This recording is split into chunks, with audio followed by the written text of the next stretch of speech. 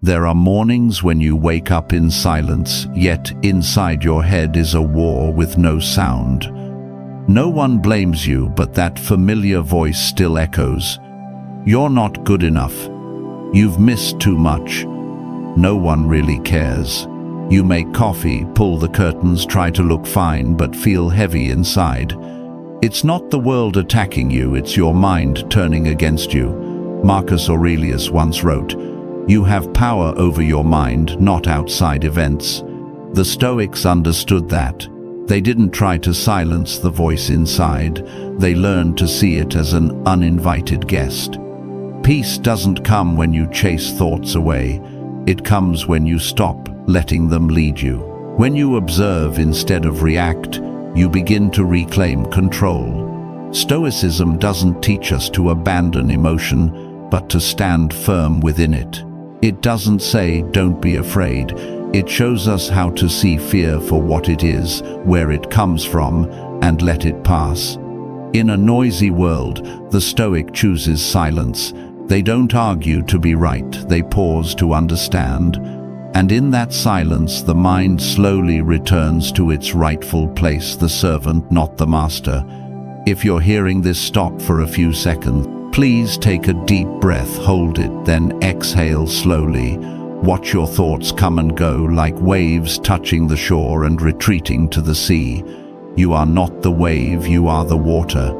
If this resonates with you, comment, "I am not my thoughts." That will be your first commitment in the journey of rewiring your own mind. Because the very moment you start seeing thoughts instead of believing them, you step through the first door of awakening. In the next part, we'll go deeper into the first Stoic law. Name the thought and don't wear it as identity. This is where you learn to separate yourself from the whispers inside your head and begin to take back command of your inner voice. Law 1. Name the thought, don't wear it as identity. I used to have mornings like that when my mind was already filled with familiar voices before even getting out of bed. You've wasted time. Others are far ahead of you. No one really needs you. I tried turning on music, pulling open the curtains, working harder, but the harder I worked, the louder those voices became.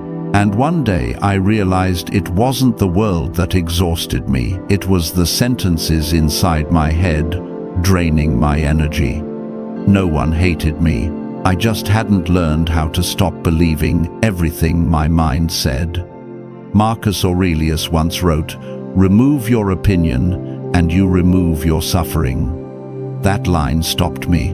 Could it be that pain doesn't come from circumstances, but from how tightly I attach myself to every thought? I began watching my mind as if from the outside. At first it was chaos, hundreds of thoughts running wild like a crowd in a storm. But then I learned something simple that the Stoics have taught for more than 2,000 years. You are not your thoughts, you are the observer of them. Let me tell you what I did. Each time a negative thought appeared, I wrote it down. I didn't react or deny it. I just wrote, "I am having a thought that." For example, "I think I am not good enough." That small phrase, "I am having a thought," that created a thin distance, but enough for me to breathe. That distance is freedom. When I looked at the thought instead of believing it, I saw that they were just clouds and I was the sky. Clouds can be dark and heavy, but the sky never disappears. The Stoics called this the view from above. They trained the mind not by fighting thoughts, but by observing them from afar, as if standing on a hill watching below. Epictetus taught, "It is not things themselves that disturb us, but our judgments about them." When you name a thought, you are changing that judgment. You don't push thoughts away, pause and say, "This is fear visiting. This is insecurity showing up." And when you do that, their power fades. I remember once before a big talk, my mind started shouting, "You'll forget your words, they won't care, you'll fail again." My heart raced, my hands were cold, and my mind wanted to quit. But I stopped, took a deep breath, and whispered, "I have a thought that I will fail." That sentence didn't erase the fear, but made me see clearly. Fear was just a guest in my house, not the host. I stepped onto the stage and spoke more calmly than ever. Not because I felt more confident, but because I no longer believed everything in my head. Stoicism doesn't teach us to erase negative thoughts. It teaches us to recognize them so they no longer control us. Each time you observe without reacting, you lay a brick for the fortress of your mind. A fortress is not built from stone, but from awareness. When awareness becomes strong, you realize that no one can hurt you unless you allow your own thoughts to do it. Modern psychology calls this cognitive diffusion, separating yourself from the stream of thoughts. But Marcus Aurelius understood it long ago. He wrote, "The mind becomes dyed with the color of its thoughts. If you repeat negative thoughts, you turn them into identity. But if you learn to name them, you keep the truth. You are the observer, not the victim." Next time your mind says, "You're not good enough," don't react. Take a deep breath and quietly say, "I think I'm not good enough." Between those two sentences lies an entire space, and you find yourself again in that space. If you've ever felt that way, if you're learning to stand still among the voices in your head, leave a note in the comments. Not for praise, but so you can hear yourself say, "I see my thoughts, I am not them."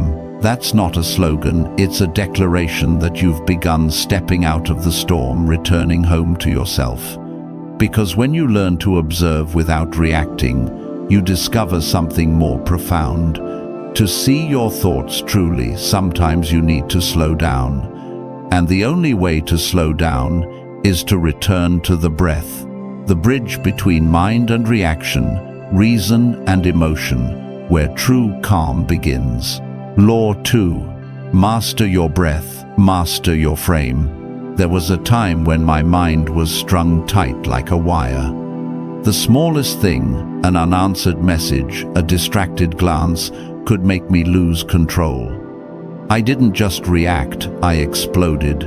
One day, during an argument with a loved one, I suddenly heard my breathing quick, shallow, broken. I stopped, inhaled deeply, and strangely, as my breath changed, the anger began to fade. That was when I understood. The problem wasn't the person in front of me, but the breath in my chest. Marcus Aurelius once said, "Keep your mind calm, for calmness is strength. But the mind cannot stay calm if the breath remains chaotic." The Stoics knew that to command the mind, one must first command the breath. They saw breathing as the bridge between reason and reaction, between the observer and the one caught in emotion. In his writings, Marcus often began the day with a few deep breaths, not to relax, but to remember he was alive and still had the power to choose how to respond to whatever came. Breathing isn't just a biological function, it's a tool to measure self-control. When you're angry, your breath becomes shallow. When you're afraid, it almost stops. But when you inhale deeply, hold it for a few seconds, then exhale slowly, signaling to your body, "I am safe." And the moment your body believes it's safe, your mind begins to open. In modern medicine, neuroscientists call this resetting the parasympathetic nervous system. The Stoics had a simpler name, returning to the present. I started practicing this in small moments. When someone said something harsh, I no longer rushed to reply. I inhaled deeply and exhaled slowly. No need to force calm, just breathe. And within that rhythm I could hear the gap between emotions, the space where reason speaks. Seneca once wrote, "No one is a slave who is master of himself." Every breath is a rehearsal of that mastery, not over others but the mind. Try a small exercise. When you feel tension, don't fight the emotion. Inhale for 4 seconds, hold for 4, and exhale for 6.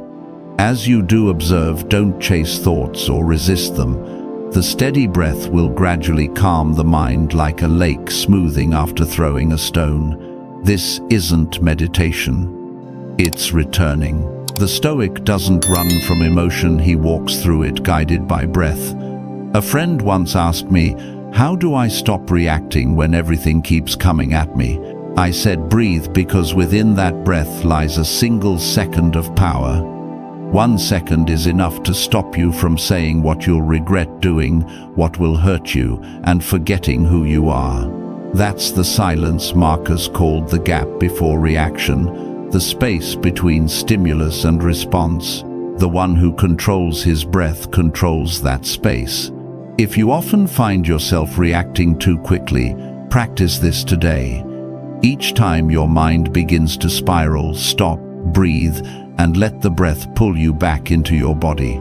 Within the breath, the world becomes smaller and everything clearer. You inhale to reclaim life. You exhale to release what no longer serves you. And between those two, peace begins. If you're training your breath again, leave a simple note in the comments. I breathe to stay in control.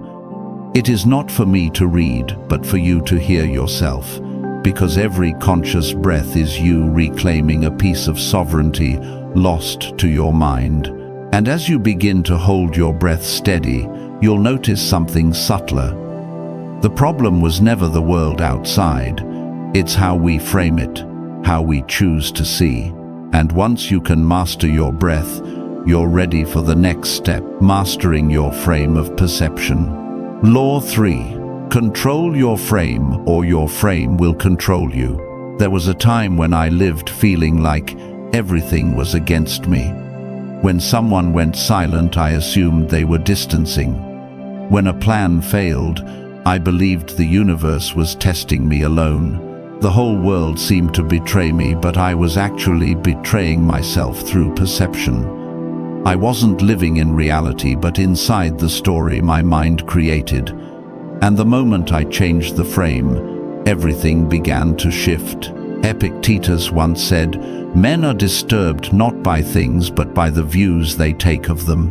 The same situation, two people, two worlds. One sees tragedy, the other sees a lesson. One collapses, the other grows. The Stoics understood this deeply. We can't control the rain, but can choose which window to look through. The frame you select determines the quality of your life, your emotions, and your actions. I realized this on a terrible day. A project failed, a friend walked away, and I sat in my car feeling like my whole life was falling apart. But as the rain hit the windshield, I asked myself, what if this isn't the end but a test? That small question changed everything. The pain didn't vanish, but I saw it differently. I was no longer a victim of the old story, I became the writer of a new one. Marcus Aurelius practiced this every day. When betrayed, he wrote in Meditations, "This is not bad unless I call it bad." That line doesn't deny pain, it reminds us that emotion is the product of interpretation. Change the interpretation, and you change the reality. Your frame is the filter between the world and your mind.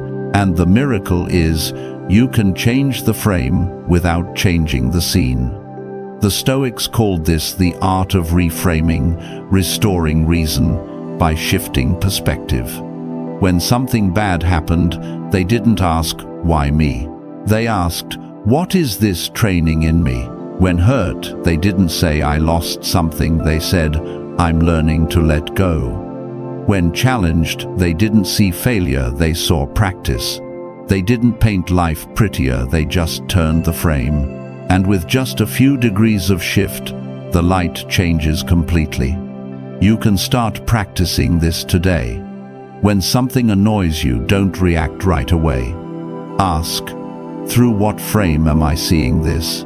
If your chosen frame makes you powerless, change it to one that gives you agency. For example, instead of, "They disappointed me," try, "I just learned how to expect less." Instead of "I was rejected," try "I was redirected." Nothing changes but your view, yet that changes everything inside you. Seneca once wrote, "Every condition has two sides. Which one you choose is up to you." The right frame won't remove pain, but will stop pain from owning you. When you control the frame, you control the reaction. And when your response belongs to you, the world can no longer command your emotions. I still remember the first time I truly practiced this. Someone I trusted turned away. Before, I would have spent weeks in resentment, but that day I told myself, this is a lesson in expectation, not betrayal. And strangely, the sadness remained, but it no longer possessed me. I didn't need to win against anyone. I just needed to keep my mind clear. If you've ever felt like the world was against you, write this as a reminder. I choose the frame that makes me act right.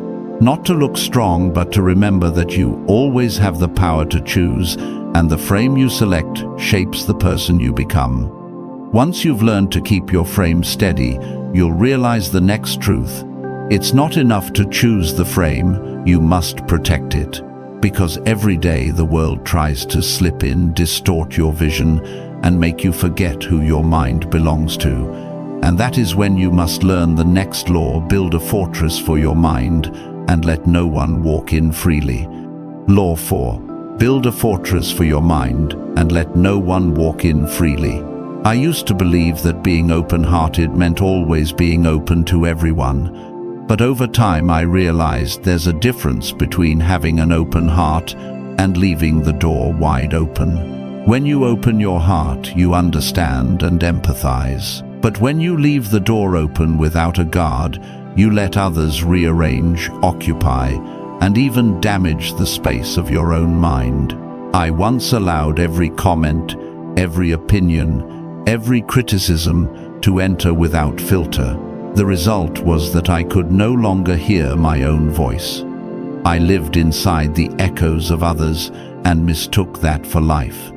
Marcus Aurelius once wrote, "The mind becomes dyed with the color of its thoughts." That sentence was a warning. If you don't guard the gate, the words, emotions, and thoughts of others become intruders. They don't need to invade you. Open the door for them. And when that happens, your fortress becomes an abandoned house where any passing wind can sweep away your peace. The Stoics understood that protecting the mind is not avoiding the world, but choosing what deserves to stay within it. I began practicing this in the small moments, especially during mornings lost to social media. I would wake up, grab my phone, scroll through negative news, and then wonder why my mood felt heavy. I didn't see that I had just handed hundreds of strangers the power to control my emotions. I had let them walk straight into my mind without permission. From that day, I made a rule. The first minutes of the morning belong to me, not the world. Just 15 minutes of silence, a few lines of gratitude, a passage from meditations.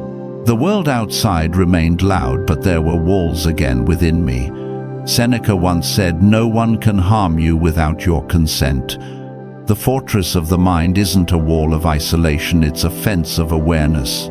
Each time a negative thought appears, the Stoic doesn't immediately believe it. He pauses and asks, "Is it true? Is it useful? Does it belong to me?" If the answer is no, he lets it pass like wind brushing the gate, and it is not allowed to stay. That's why the Stoic can remain calm amid noise and clear-minded among crowds. They guard the gate instead of living as victims of an unguarded mind. One day, I sat in a cafe, listening to two people nearby. One said she couldn't sleep because someone had insulted her online. I saw myself in her story, the old me who used to hurt for days over someone's words, believing they had the right to define my worth. But when I learned to close the door, everything changed. I wasn't silent out of coldness, but out of understanding that no one writes on my walls unless I hand them the pen. Building a fortress for your mind begins with small acts. Limit the information you consume each day. Reduce conversations that orbit negativity. Keep your space quiet enough for peace to exist. When speaking with others, don't let your emotions be pulled into theirs. Observe without absorbing.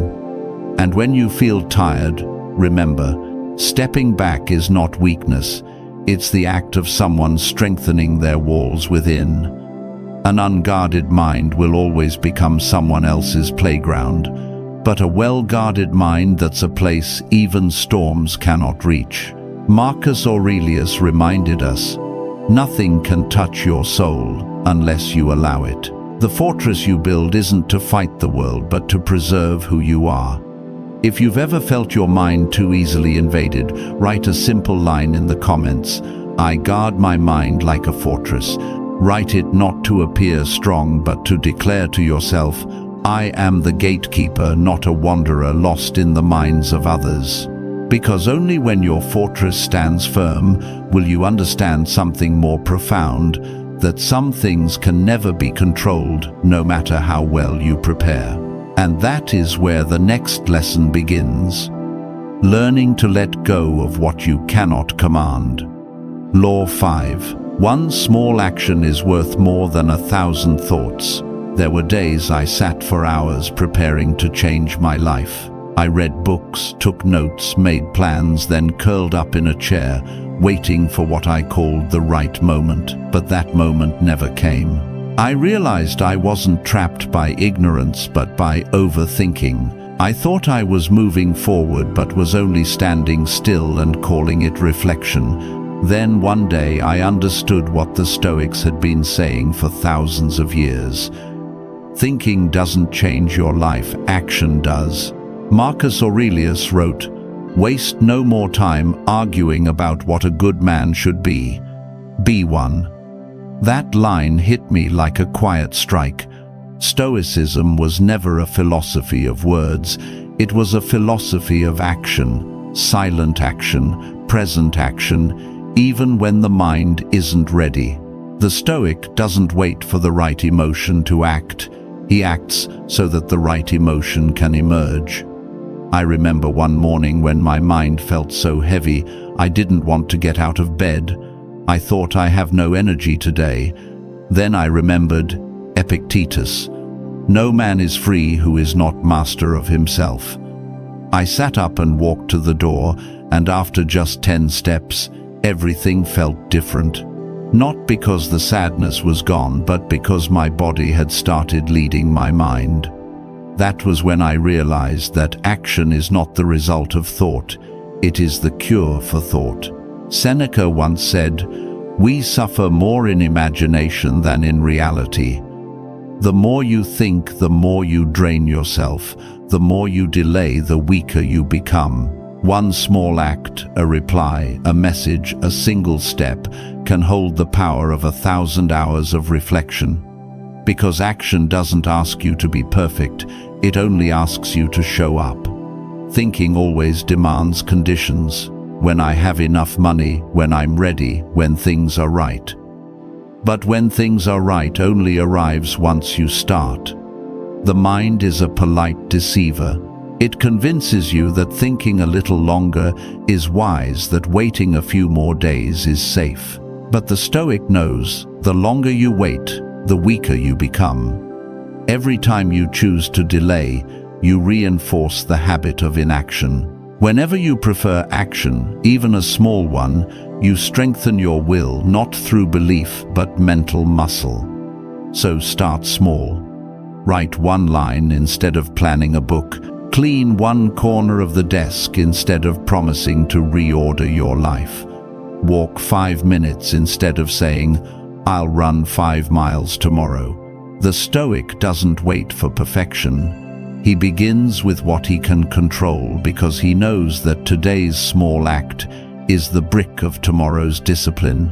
I still remember Marcus's words. If it is not right, do not do it. If it is not true, do not say it. You don't need inspiration, you don't need motivation, just one step. And sometimes One small step in reality is stronger than 1,000 imagined in your mind. If you've ever felt trapped in endless thoughts, leave a note for yourself. Today I'll act, not think. Write it not for others, but so you can reread it. A reminder that action is the language of a mind that's finally awake.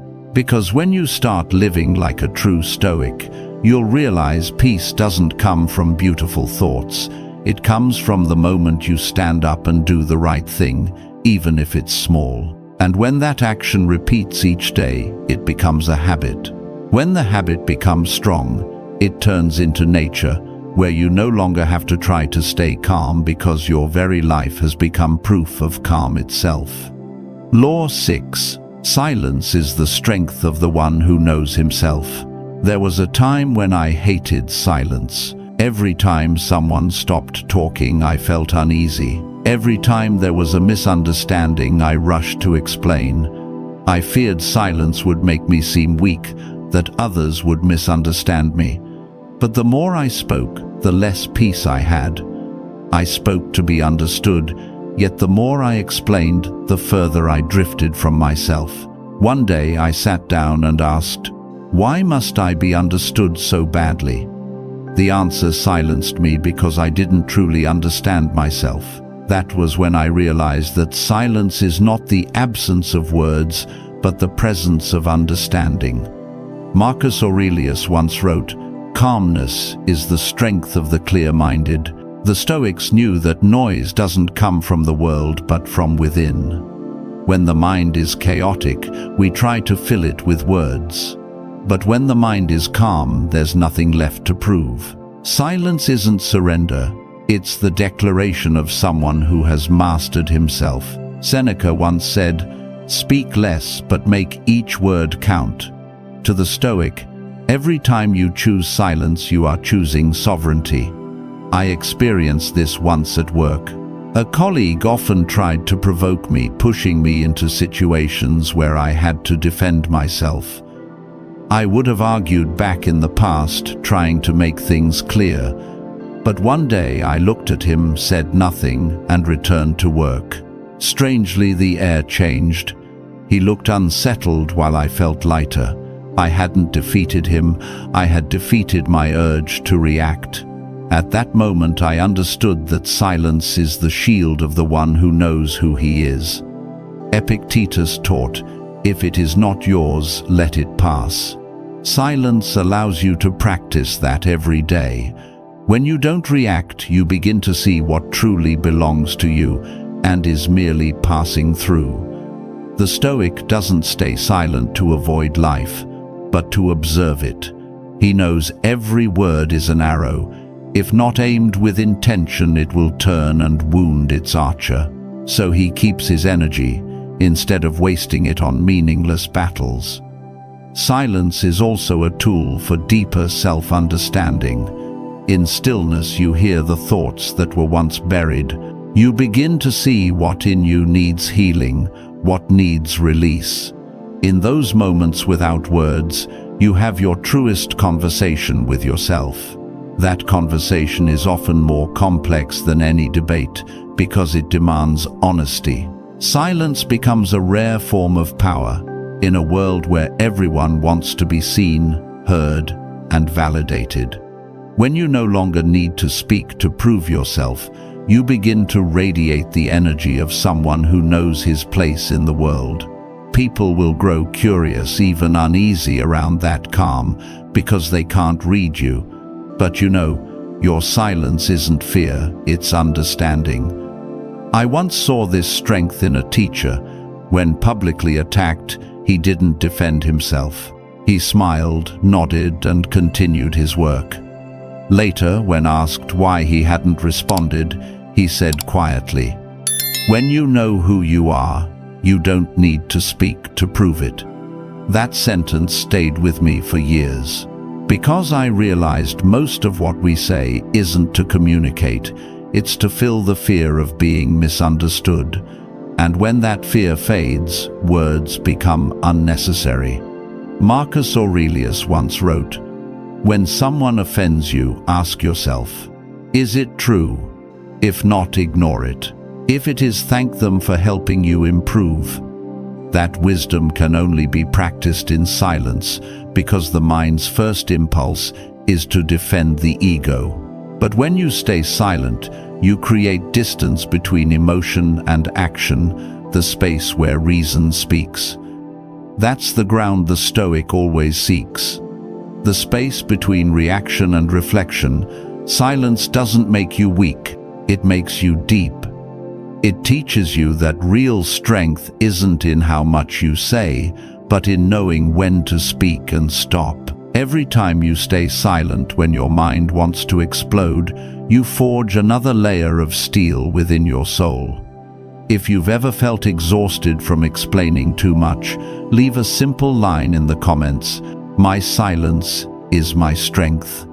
Not for others to understand, but for you to hear yourself, that you don't need noise to have value, nor victory to have peace. Because when you truly understand yourself, you no longer need to speak all the time. Your presence says enough, and in that silence others will hear the most powerful thing you've ever said, even though you never spoke a word. Law 7. Rewrite the story in your mind.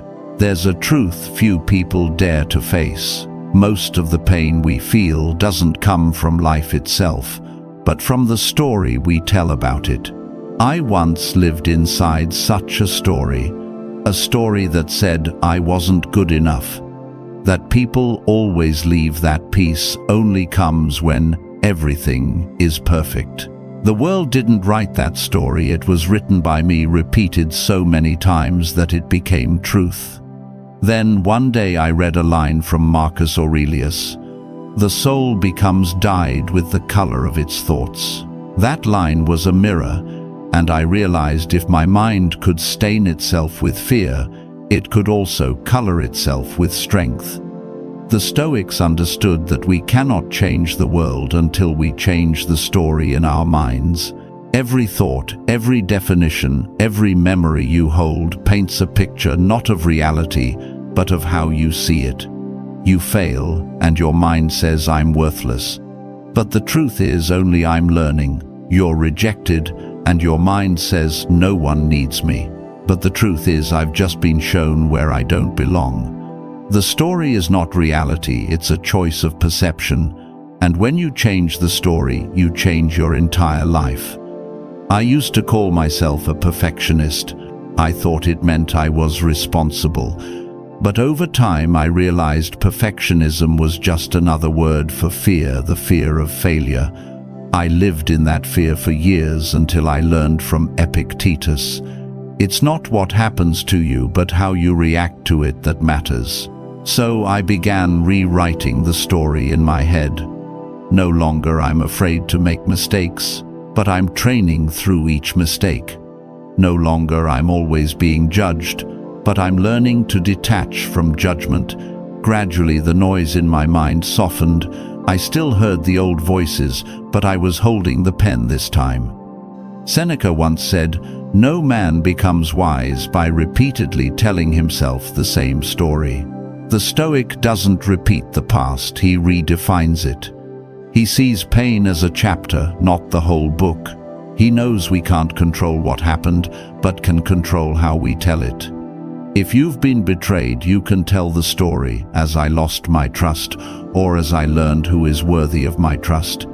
Same memory, two different lives. A friend once told me she was born not strong enough. I asked, "Who wrote that sentence?" She went silent.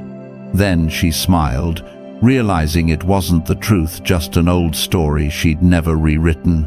We all carry stories about childhood, love, failure, and stories we mistake for who we are, but they're only drafts. Stoicism doesn't ask you to erase the past, but to become its editor. Cross out the old lines, keep the lesson, and calmly continue the sentence. Marcus once wrote, "Everything we hear is an opinion, not a fact. Everything we see is a perspective, not the truth." When you understand this, you begin to bridge the gap between who you are and who you can be. Whenever your mind repeats an old story, you no longer argue with it. You smile and say, "I don't believe that anymore." A small sentence, but enough to turn the direction of a life. If you've ever felt trapped inside your story, write in the comments. Today I start rewriting my story. Write it not as a declaration but as a beginning, because when you truly rewrite the story in your mind, the world outside starts to change too. Not because it becomes different, but because you do. And that's when you finally understand the ultimate lesson of Stoicism, that peace doesn't come from changing your circumstances, but from changing the meaning you give them. Ultimately, you cannot choose what life writes, but you can always choose how to tell it. And in that choice, in the quiet act of rewriting your own story, you find freedom. 7 Stoic Laws to end the war within your mind. When you've walked this entire journey from the first law to the last, you've probably seen clearly that Stoicism was never a philosophy meant for books alone. It is an art of living, a way of seeing, a rhythm of breathing, a posture of standing firm in the constant motion of life.